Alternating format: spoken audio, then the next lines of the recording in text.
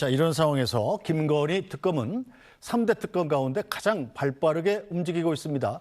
오늘은 법무부와 공수처 등을 방문했는데요. 잠깐 그 모습도 보고 오겠습니다. 법무부를 방문해서는요, 먼저 파견받을 검사와 수사관, 이 범위 등에 관해서 논의를 하고, 공수처장님을 뵙고는 우리가 이첩받을 사건에 관해서 얘기를 나누고 협조를 구했습니다. 쟁점과 사안을 파악한 다음에 같이 논의해서 결정할 예정입니다. 이첩할 기록들을 정리하고 있다고 들었습니다. 그래서 그 부분도 저희 특검팀하고 해당 수사기관과 협의 조율을 통해서 정할 예정입니다.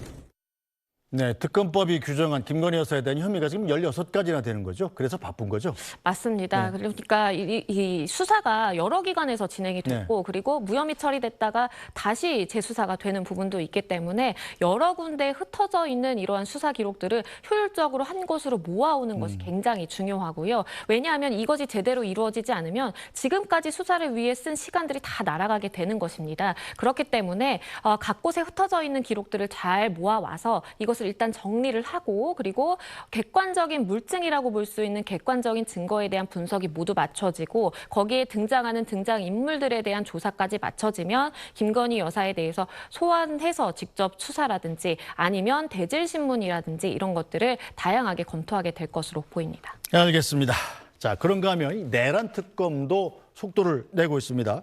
자, 김용현 전 국방장관의 구속 완료를 앞두고 이 특검이 어젯밤 김 전 장관을 추가로 기소했는데, 자, 그냥 놔두면 김용현 전 장관이 지금 구속기간 만료로 석방될 상황이었잖아요. 그렇습니다. 6월 26일이 이제 이 석방이 되는 시일입니다. 구속기간 만료가 되는 것인데요. 그러다 보니까 특검에서 굉장히 발빠르게 움직였습니다. 18일 야간에 김용현 전 장관에 대해서 위계에 의한 공무집행 방해 또 증거인멸 교사로 이미 공소 제기를 했고요. 네. 그리고 이에 따라서 구속의 필요성을 주장하면서 법원에 영장 발부를 일단 요청해 놓은 그런 상황입니다.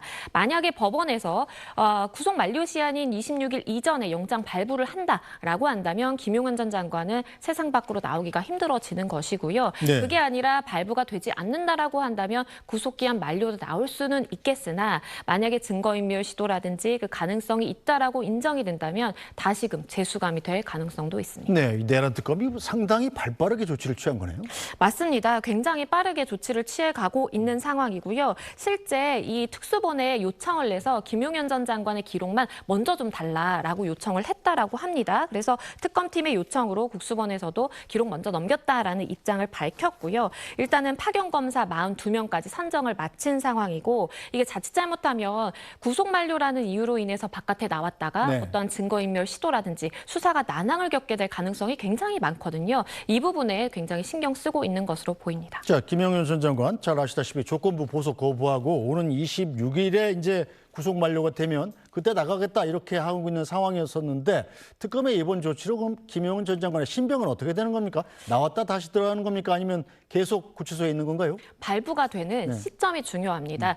그러니까 구속기간 만료가 된 그 기존에 받았던 영장에 대한 혐의로는 다시금 재구속하는 것은 어렵습니다. 그런데 지금 그 외에 다른 기타 혐의들이 있거든요. 네. 다른 혐의들을 적용해서 영장 발부를 지금 요청해 놓은 상황이고 만약에 발부가 되는 시기에 따라서 26일이 지나서 발부된다라고 한다면 26일에 일단 석방이 됐다가 다시 네. 들어가는 것이고요. 그게 아니라 이어서 이 구속이 될 수 있게끔 법원에서 영장 발부를 이 만료 시점으로 정확히 맞추거나 그 이전으로 발부를 한다면 나오지 못하고 새로운 영장에 의해서 다시금 구속 기간이 산정이 되게 됩니다. 알겠습니다. 자, 윤석열 전 대통령 소식도 좀 짚어보죠. 경찰이 오늘 3차 소환 통보를 했는데 역시 뭐 응하지 않을 계획인 거죠? 그렇습니다. 본인의 자필 진술서, 그러니까 본인이 직접 생각하는 의견까지 담은 진술서를 제출을 하면서 3차 소환에 불응을 하게 되는 것으로 보이고요. 일단은 윤 전 대통령의 입장은 그렇습니다. 본인이 체포에 불응한다라든지 어떤 체포에 응하지 않겠다라는 지시를 한 것으로 지금 수사를 받아라라는 것인데 네. 그 체포 자체가 불법한 체포였기 때문에 내가 이렇게 응하지 않은 것은 오히려 적법한 것이다.